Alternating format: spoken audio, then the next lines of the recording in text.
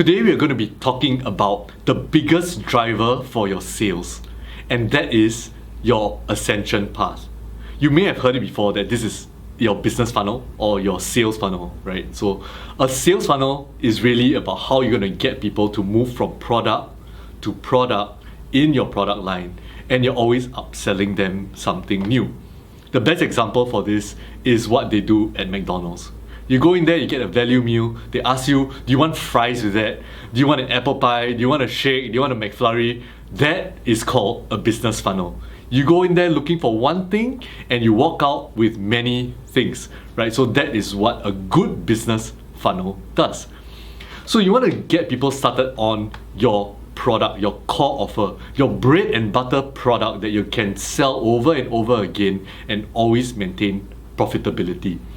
So that is having a product. Now, it doesn't need to even be a great product. It doesn't need to be the best product. But with a good funnel to lead people from your first initial core offer product to the other products in your upsell sequence, you're able to multiply the profits you get from the same customer. Now, you don't even need to have a really strong brand at this point. What you really want is enough recurring sales to get you to the next stage of your business. Right now, you're probably thinking, if you're an SME owner, you're a small or medium-sized business, right? You need to be focusing on just driving more sales and more revenue to your business. That is until you get to the next stage of business where you need to be talking about brand building and building more customer loyalty and focusing on your IP and things like that. Don't focus on those things yet if you're struggling with your revenue. And the one thing that can help you to grow and double and increase that revenue is making sure that you've got a strong sales funnel.